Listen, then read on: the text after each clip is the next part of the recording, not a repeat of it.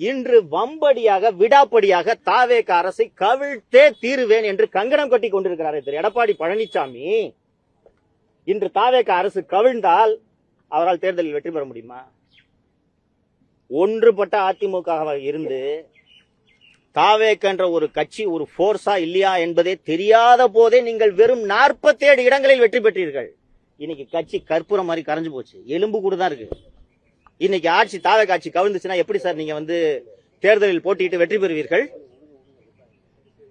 எப்படி வெற்றி பெற முடியும்?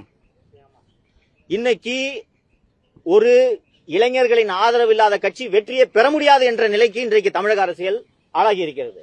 அப்படி இருக்கும்போது 72 வயதான திரு எடப்பாடி பழனிசாமியால் அண்ணா திராவிட முன்னேற்ற கழகத்தை எப்படி வழிநடத்த முடியும்? இந்த கேள்வியை அண்ணா திராவிட முன்னேற்ற கழகத்தில் இருக்கக்கூடிய தொண்டர்கள் எழுப்ப வேண்டும் என்று நான் கேட்டுக்கொள்கிறேன். திமுக இந்த பக்கம் எடுத்துக்கிட்டீங்கன்னா நீங்க எல்லாம் தப்பே பண்ணது இல்லையாங்க. உங்களோட ஜென்ம எதிரி உங்களை ஒழிக்கணுன்றதுக்காகவே உருவான அதிமுக ஆட்சிக்கு ஆதரவு தரேன்ட்டு போறீங்களே, உங்களுக்கு வெட்கமாக இல்லையா?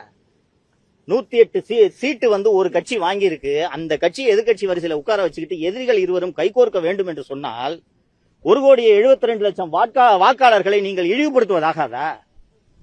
ஒரு ஆட்சி நடந்துகிட்டு இருக்கு, குறை இருக்குங்க. நான் அந்த குறைகளை சுட்டி காட்டிட்டு தான் இருக்கேன். குறைய சொல்லுங்க. இன்னொன்னு, தமிழக மக்களுக்காக தானே ஆட்சி பண்றாங்க. சொல்லி கொடுங்க சார், அவங்களுக்கு தெரியாது. சொல்லி கொடுங்க, இது தப்பு அது தப்புன்னு. ஒரு 6 மாசம் கழிச்சு நீங்க இப்போது விமர்சனத்தை செய்யுங்க. ஆனா கவிழணும் ஏங்க சொல்லிட்டு இருக்கீங்க? மீண்டும் ஒரு பொது தேர்தலை நடத்தி தமிழக மக்களின் மீது கடுமையான வரிச்சுமையை ஏற்படுத்துவதற்கும் இந்திய மக்களின் வரிப்பணத்தை செலவு செய்வதற்கும் நீங்கள் வழிவகுக்கிறீர்களா? இன்னொன்னு, எந்த நம்பிக்கையில நீங்க திருப்பி இந்த ஆட்சிக்கு தேர்தல் வரணும்னு சொல்றீங்களா? ஜெயிக்க முடியுமா?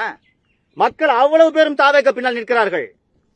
அந்த எல்லாரும் நீங்க தான் அந்த ஆட்சி கவர்னு நினைக்கிறீங்க. மக்கள் சரி புதுசுங்க. நானும் பல பேர்ட்ட பேசுறேன், எப்படி எனக்கு ஆட்சின்னு கேட்டா இல்லங்க பரவாயில்லங்கன்றாங்க. இல்லங்க தப்புலாம் நடக்குதுன்னு கேட்டா இல்ல கத்துக்கிறாங்க புதுசுங்க என்கிறார்கள்.